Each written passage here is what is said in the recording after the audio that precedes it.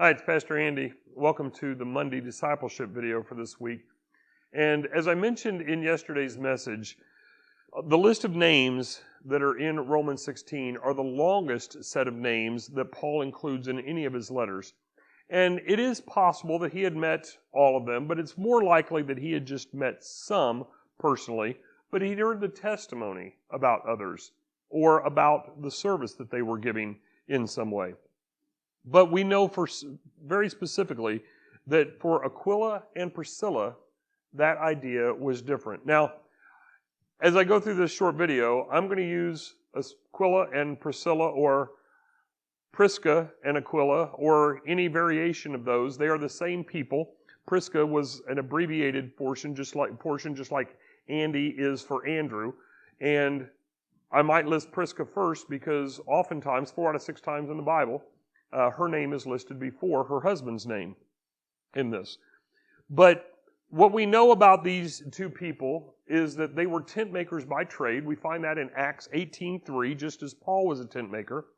From Romans 16:5 and 1 Corinthians 16:19, we know that they had more than one house. And actually, if we look to 2 Timothy 4:19, they were in Ephesus at a second time in Ephesus, so it's possible that they may have had a house there, although it is not specifically mentioned. We do know that they had been in Ephesus at least once previously, and we find that in Acts 18:18 when they traveled there with Paul. And so, again, we know they have a house church in Rome. We know they have one in Corinth because of 1 Corinthians 16, and it's very possible that they have one in Ephesus. So this was a couple that had a reasonable amount, if not a great deal, of wealth, and because of that, they were likely benefactors of Paul in his ministry. The fact that they had wealth is interesting because among the people that would have had to have left Rome in 49 AD when Emperor Claudius imposed a ban on Jews, this couple would have been 2 of them. In fact, that might be how they met Paul in Corinth or in Ephesus. Now, they were banned for at least 5 years because Claudius died in 54 AD. The ban began in 49 AD. And so for them to be able to come back to Rome at a later point, Paul probably wrote this somewhere about 55 to 58 AD, so not much after they would have returned. For their home to have still been there was rather astounding. Now, it's possible that Priscilla was a Roman-born citizen. Her name would indicate that, would lead to that. Aquila, on the other hand, was likely Jewish, and that's why they would have had to have left, is because of the ban on Jews, and then Priscilla following her husband during that time of that ban. But another interesting fact about this couple is that Paul mentions Prisca's name before that of her husband. Now, I mentioned that a few moments ago, but what is the significance? Well, from a cultural perspective, that means that she was likely either more esteemed in the culture, and again, if Aquila was a Jew, that might be a part of that in Rome, that we would put the female above the male because she was a natural-born citizen. That is one possibility. Or perhaps she was more esteemed in her role within the church.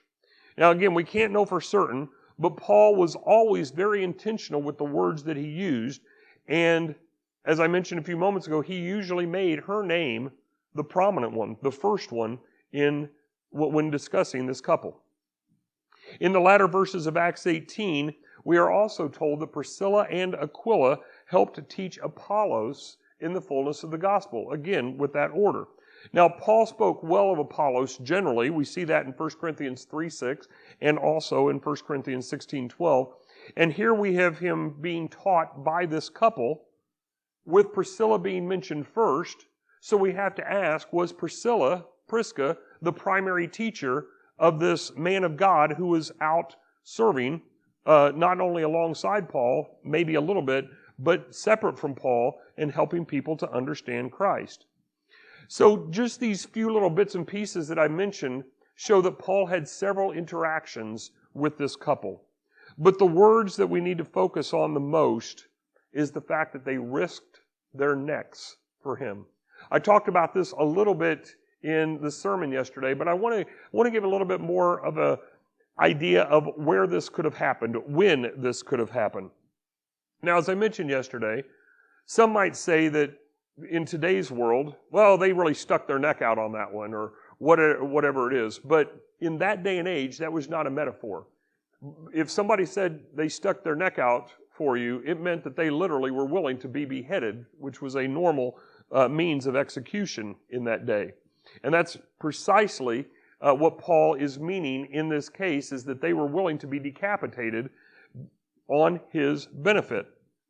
Now, we don't have the details, but if we look at Acts 19, we can see some possibilities for one instance where that might have been the case. Again, we know that Priscilla and Aquila were with Paul in Acts at that time, and as Paul usually did, he was preaching and teaching.